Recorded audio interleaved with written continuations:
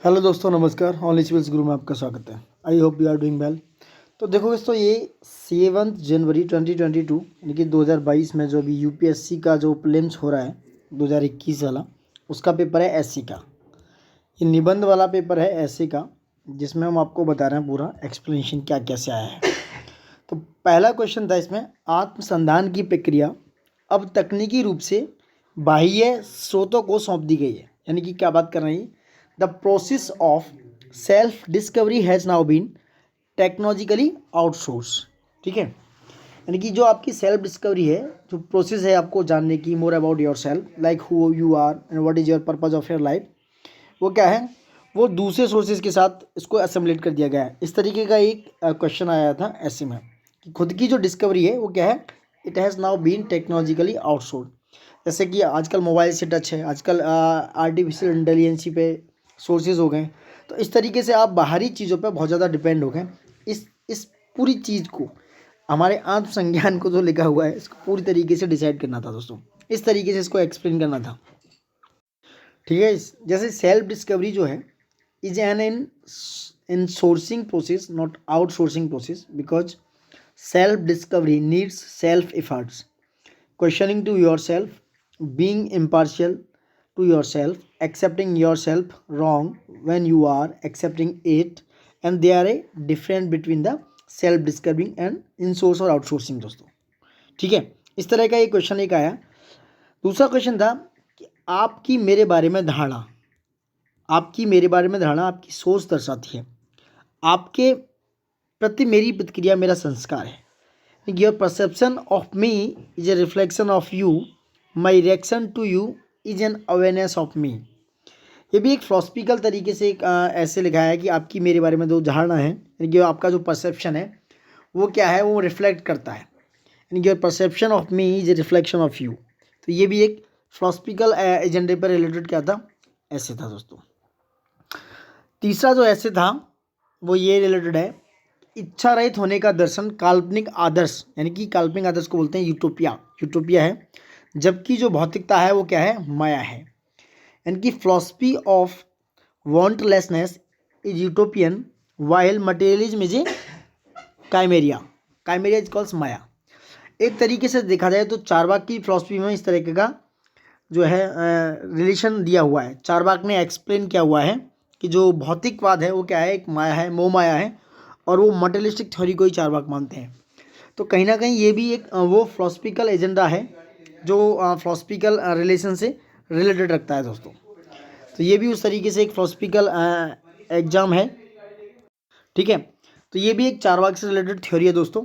वैसे इस बार का पेपर अगर देखा जाए तो बहुत सारे फिलोसफिकल टॉपिक्स हैं, आप देख रहे हो ये वाला टॉपिक, इससे पहले भी your perception of me is a reflection. Next आपका जो नंबर 4 ऐसे है वो ये है, सत्य ही यथार्थ है और यथार्थ ही सत्य है। The real is rational and the rational is real. दोस्तों ये सीधा किससे लिया गया है, ये रेशनल कांट से लिया गया है। ये कांट की एक थ्योरी है, उससे लिया गया है। किसकी, कांट की थ्योरी से डायरेक्ट ये क्वेश्चन उठाया है कि the real is rational and the rational is real. तो ये क्वेश्चन कहाँ से, कांट की थ्योरी से डायरेक्ट लिया गया है। जिसने पढ़ा है कांट को थोड़ा सा, वो इसके बारे में लिख सकते हैं। ठीक है, तो ये होगा आपका सेक्शन ए, इसमें 4 ऐसे हैं आपको करना है। दूसरा है सेक्शन बी। सेक्शन बी का पहला पेपर है, क्वेश्चन है सॉरी, पालना झुलाने वाले हाथों में ही संसार की बागडोर होती है। Hand that rocks the cradle rules the world. यानी कि जो हाथ पालना झुलाते हैं वही क्या करते हैं, आपके संसार, आपकी चीज़ों को क्या करते हैं, गाइड करते हैं। दूसरा था कि शोध क्या है, ये थोड़ा साइंस से रिलेटेड था। शोध क्या है, ज्ञान के साथ एक अजनबी मुलाकात। यानी कि what is research and what a blind deed with knowledge. Next question था दोस्तों, क्वेश्चन नंबर सेक्शन बी का 3 ऐसे था सॉरी, इतिहास स्वयं को दोहराता है, पहली बार एक त्रासदी के रूप में और दूसरी बार एक प्रहसन के रूप में। इनकी history repeats itself, first as a tragedy, second as a फास्ट। इतिहास क्या है, पहली बार अपने आप को क्या है, उसकी त्रासदी के रूप में दोहराता है, दूसरी बार उसके फैर्स के रूप में। लास्ट जो ऐसे था वो ये था कि सर्वोत्तम कार्यप्रणाली से बेहतर कार्यप्रणालियाँ भी होती हैं, लेकिन they are better practices to best practices. इसके बारे में ऐसे थे, यानी कि 4 ऐसे सेक्शन बी में थे, 4 ऐसे सेक्शन ए में थे, इनको रिलेटिवली लिखना था। और इस बार फिलोसफिकल थ्योरी को थोड़ा सा ज़्यादा महत्व दिया गया, यानी कि जो फिलोसफिकल देखा है, जिन्होंने पढ़ा है अच्छे से, उन्होंने अच्छे से आंसर किया होगा दोस्तों। ये जो दोस्तों, सॉरी थोड़ा गलत हो गया, the real is rational and rational is real, ये हीगल का है। किसका है? हीगल की थ्योरी है। हीगल का डायरेक्ट क्वेश्चन है, एक कोट है हीगल का, ये वहाँ से लिया गया है, ठीक है। और ये जो फिलोसफी ऑफ वांटलेस के जेके मेहता की एक थ्योरी है, वहाँ से लिया गया है। जेके मेहता की एक बुक है, थ्योरी है वांटलेसनेस, ये वहाँ से लिया गया है। तो ये थोड़ा सा अनवांटेड है, लेकिन जिसने फिलोसफिकल चीज़ों को देखा है, वहाँ उन्होंने उन चीज़ों को किया है दोस्तों, ठीक है, उन्होंने कंप्लीट किया होगा। और hand that rocks the cradle rules the world, ये एक विलियम रॉज वेलेस की क्या है, पोएम है। एक पोएम से ये डायरेक्ट उठाया गया है कोटेशन, ये पब्लिश हुई थी 1865 में, वहाँ से ये डायरेक्ट लिया गया है। व्हाट रूल्स द वर्ल्ड, ये उसके अंडर टाइटल के अंडर लिखा गया है। इसको समझने के लिए थोड़ा सा बाहर इधर उधर चीज़ें पढ़नी पड़ेंगी दोस्तों। ये भी एक कोट है विल हार्वे का, कि what is research but a blind date with knowledge. तो ये विल हार्वे हैं, ठीक है, जो 1967 में एक अमेरिकन सॉफ्टवेयर डेवलपर थे। तो उनका एक कोट है कि रिसर्च क्या है, तो ये साइंस से रिलेटेड है, विल हार्वे का कोटेशन है ये, ठीक है। ये कार्ल मार्क्स की थ्योरी है, इतिहास वाली, history repeats itself first as a tragedy second as a farce. तो कार्ल मार्क्स की थ्योरी है, कार्ल मार्क्स से लिया गया है। देख रहे हो आप, ये भी कहीं ना कहीं फिलोसफिकल पॉलिटिकल थिंकर हैं कार्ल मार्क्स। उसके बाद they are better practice for best practices, देख सकते हो आप। ये भी एक क्या है, ये भी एक मतलब पॉलिटिकल एजेंडे से लिया हुआ क्वेश्चन है। सारे आप ऐसे देख सकते हो, कितना रिपीटेडली, कितना अजीब तरीके से लिए हैं। फिलोसफिकल एजेंडा ज़्यादा रखा है इन्होंने। They put forward the quality of a leader and the literacy of society, they are thing in essay papers. So now thank you for watching it, देखते रहिए और बने रहिए। इससे आगे हम देखते हैं ऐसे के बाद जीएस फर्स्ट का पेपर दोस्तों, जीएस फर्स्ट और जीएस सेकंड का पेपर, ठीक है। तो ये जीएस फर्स्ट का पेपर है। फर्स्ट क्वेश्चन क्या है, देखो आप, कि भक्ति साहित्य की प्रकृति का मूल्यांकन करते हुए भारतीय संस्कृति में इसके योगदान का निर्धारण कीजिए, यानी कि evaluate the nature of the bhakti literature and its contribution to Indian culture. ये 150 वर्ड्स यानी कि 10 मार्क्स का क्वेश्चन है। डायरेक्ट भक्ति लिटरेचर से उठाया हुआ क्वेश्चन है दोस्तों, जिसने भक्ति मूवमेंट वगैरह को पढ़ा है, देन वो इजीली आंसर कर सकते हैं इसको। दूसरा क्वेश्चन मॉडर्न इंडिया से है कि यंग बंगाल एवं ब्राह्मो समाज के विशेष संदर्भ में सामाजिक धार्मिक सुधार आंदोलन के उत्थान तथा विकास को रेखांकित कीजिए, यानी कि trace the rise and growth of socio religious reform movements with special reference to young Bengal and Brahmo Samaj, ठीक है। ये दूसरा क्वेश्चन है इसका। अब तीसरा क्वेश्चन देख सकते हो आप, भारतीय रियासतों के एकीकरण की प्रक्रिया में मुख्य प्रशासनिक मुद्दों एवं सामाजिक सांस्कृतिक समस्याओं का आकलन कीजिए, यानी assess the main administrative issue and socio culture problem in the integration process of Indian princely states. जो इंडियन प्रिंसली स्टेट को इन्होंने जो इंटीग्रेट किया था उसके बारे में, तो क्या क्या सोशियो कल्चर प्रॉब्लम्स अराइज हुए, कैसे इंटीग्रेशन हुआ और एडमिनिस्ट्रेशन ने कैसे वर्कआउट किया दोस्तों। तो आप डायरेक्ट लिख सकते हो, 3 से 4 चीज़ें इसमें लिखनी है आपको, कि उसका एडमिनिस्ट्रेशन वर्क कैसे था, सोशियो कल्चर प्रॉब्लम्स क्या थी उस समय सोसाइटी में, ठीक है, और इंडियन प्रिंसली स्टेट्स के लिए कौन सा लॉ एंड किस तरीके से उनको इंटीग्रेट किया गया। क्वेश्चन नंबर 4 है, ये ज्योग्राफी का क्वेश्चन है। क्वेश्चन नंबर 4, हिमालय क्षेत्र तथा पश्चिमी घाटों में भूस्खलनों के विभिन्न कारणों का अंतर स्पष्ट कीजिए। Differentiate the causes of landslides in the Himalaya region and the western Ghat. तो जो हिमालय रीजन है, जो वेस्टर्न घाट है, आप देख सकते हो ज्योग्राफी से डायरेक्ट क्वेश्चन है, एनसीईआरटी से क्वेश्चन है दोस्तों, ठीक है। नेक्स्ट क्वेश्चन है क्वेश्चन नंबर 5, तो डायरेक्ट क्वेश्चन है ज्योग्राफी से दोस्तों, एनसीईआरटी से। गोंडवाना के देशों में से एक होने के बावजूद भारत के खनन उद्योग अपने सकल घरेलू उत्पाद यानी कि जीडीपी में बहुत कम प्रतिशत का योगदान देते हैं। देखो आप, ये क्वेश्चन भी अच्छा क्वेश्चन है। Despite India being one of the countries of the Gondwana land, its mining industry contributes much less to its GDP in the percentage. Discuss करना है इसको, डिस्कस करके आपको बताना है क्यों, कैसे है दोस्तों।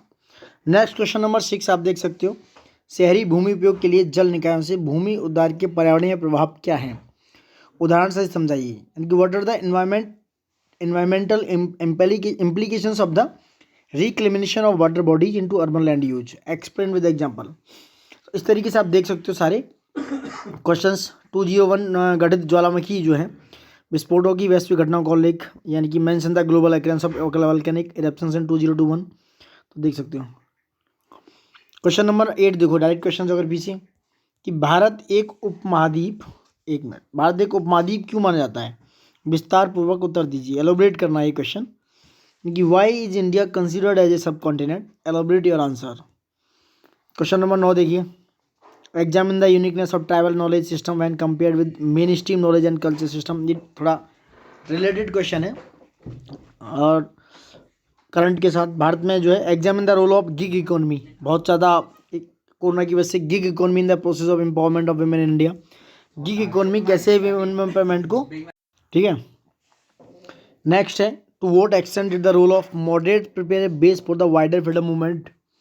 उसके बाद bring out the constructive programme of Mahatma Gandhi during NCP, यानी कि non cooperation movement and civil disobedience movement में कंस्ट्रक्टिव प्रोग्राम क्या था? लाइक जैसे चरखा वगैरह चलाना है या इस तरीके से हैं जो काम करते थे गांधी जी, सूत काटते थे एक तरीके से। क्वेश्चन नंबर 13 देखो, world in there arose a serious challenge to the democratic state system between two world wars, evaluate the statement.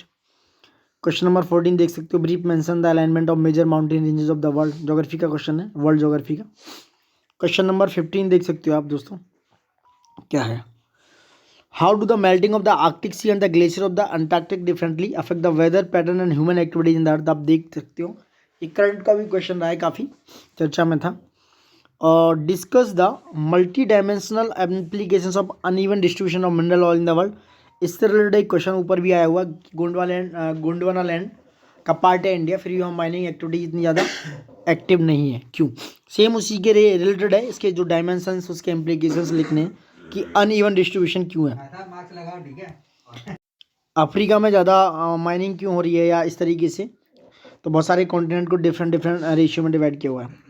Question number 17 है, what are the main socio economic, एक मिनट, हाँ, socio economic implications arising out of the development of IT industry in major capitals of India, जैसे Gurgaon, Delhi, NCR है, हैदराबाद, बेंगलोर, मुंबई वगैरह में। तो कह रहा है कि जो प्रमुख शहर हैं वो मेन उद्योग विकास से उत्पन्न होने वाले मुख्य सामाजिक आर्थिक प्रभाव क्या है, यानी कि सोशियो इकोनॉमिक इम्प्लीकेशंस क्या हैं, क्या क्या इम्पैक्ट पड़ रहा है। क्वेश्चन नंबर 18 है उसी तरीके से, discuss the main objective of population education and point out the measure to achieve them in India in details. Question number 19 science and tech है, बहुत ज़्यादा चर्चा में था ये क्रिप्टो करेंसी, तो क्वेश्चन बनता है तो बन गया। What is cryptocurrency, how does it effect global society, has it been affecting Indian societies also. तो ये सारा क्वेश्चन हैं, आप देख सकते हो friends. Question number 20, how does India society maintain continuity in traditional social values. ये शायद ये क्वेश्चन आया हुआ भी था कि ट्रेडिशनल सोशल वैल्यूज वगैरह के बारे में, जो इंस्टा है यानी कि जो इनसाइट आईडी है उसकी जो सिनॉप्सिस है उसमें आया था, enumerate the changes taking place in it, क्या क्या चेंजेस इसमें हो रहे हैं उनका जो विवरण करना है आपको, उनको एक्सप्लेन करना है एक तरीके से। ये था GS general studies paper first mains का पेपर था, 20 क्वेश्चंस थे। आपको पर क्वेश्चन अगर एवरेज किया जाए तो 8 मिनट अप्रॉक्स मिलता है, उससे भी कम, तो आपको 8 मिनट में कंप्लीट करना है दोस्तों, तो बहुत कम टाइम होता है, तो बहुत सारी चीज़ें माइंड में क्वेरीज और वो सारी चीज़ें क्लियर होनी चाहिए। अब जीएस पेपर सेकंड देखते हैं इसी में, ठीक है।